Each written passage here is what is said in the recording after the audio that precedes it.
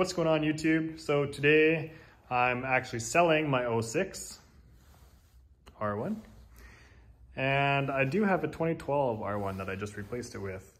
I kind of had a video idea. I was thinking of different ways I could try and capture on camera how smooth the flat plane cranks are compared to a cross plane. Because the cross planes are kind of lumpy down low. They don't really like the low RPM. And I came up with an idea. I'm gonna put a little bit of water, 1 ounce in this cup. I'm gonna tape it to the fuel tank, kind of as close as I can to the engine. I'm gonna start them up cold and at operating temp, give them a little bit of RPM and see how wild the water goes in this container. I'm expecting it to be relatively smooth on the flat plane. And I really hope the video will capture just some of the chop that the cross plane produces. So I don't know about you guys, but I think this is pretty scientific. Science rules. Science, am I right? So it might look a little stupid, but I just have 1 ounce of water taped to the tank here.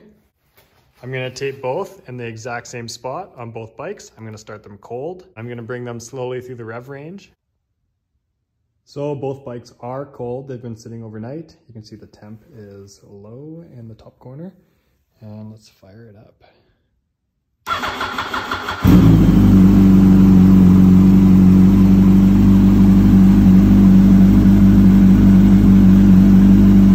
So that's bone cold, and that is a smooth running engine.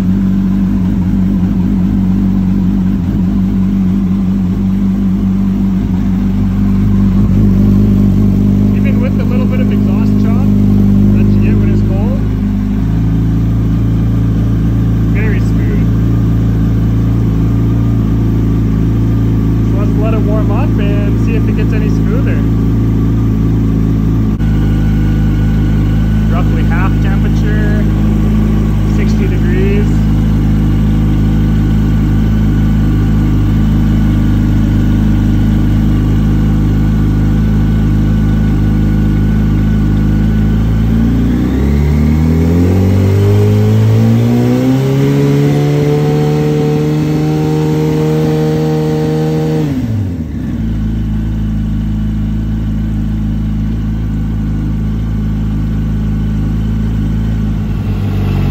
Now the bike's up to temp. You can hear the idles came down a little bit.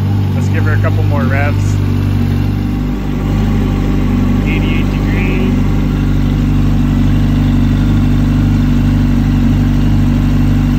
And almost no ripple at all. That is silky smooth.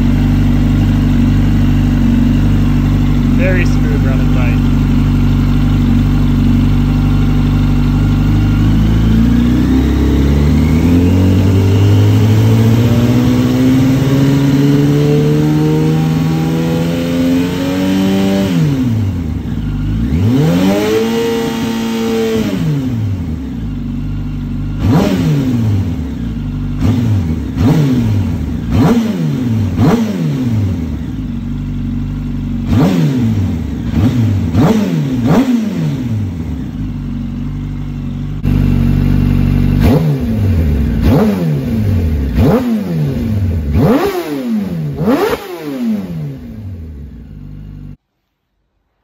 So same thing, bone cold. Let's see how the crossplane does.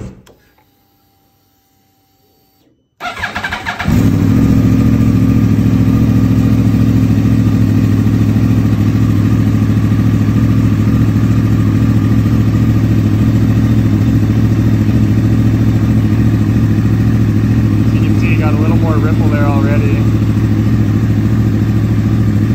Let's let it warm up. Half temp.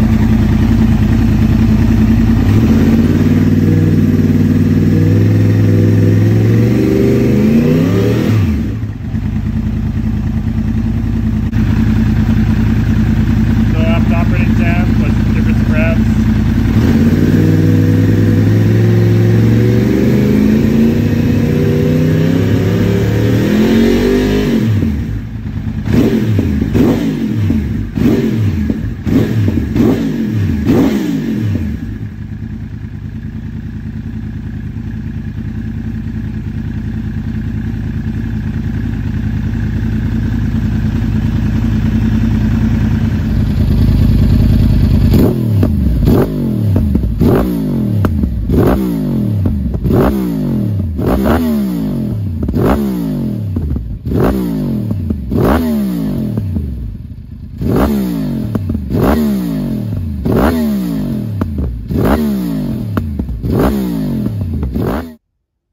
So the water test wasn't as dramatic as I thought it was going to be.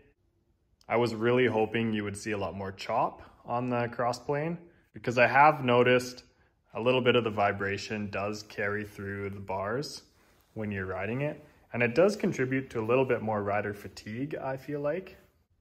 It could be the little bit of extra vibration in the bars. It could be the extra weight and the extra rider input it takes on the brakes. And if you're kind of pushing the bikes a little bit harder, you do notice the weight, and this bike takes a little bit more input and effort than my previous 2006. The flat plane just is a little bit more effortless. It feels lighter on its feet and it doesn't take as much brake input.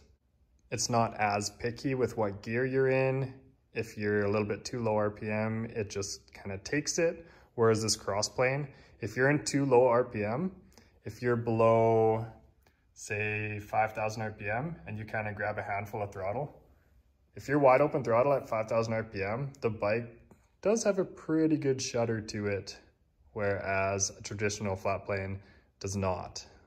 Now, is that a bad thing? No, it's just something to note. It's just a different riding experience.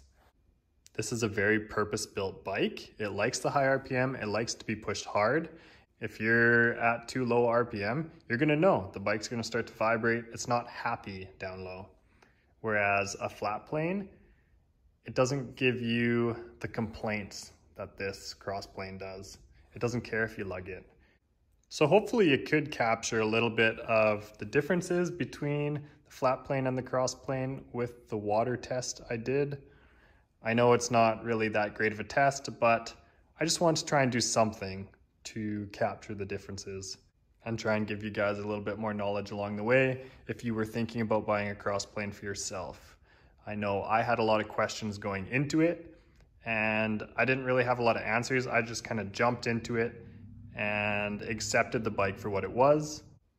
But at the end of the day, I'm very happy with my purchase, and I'm sure you will be too if you do pull the trigger on a bike like this.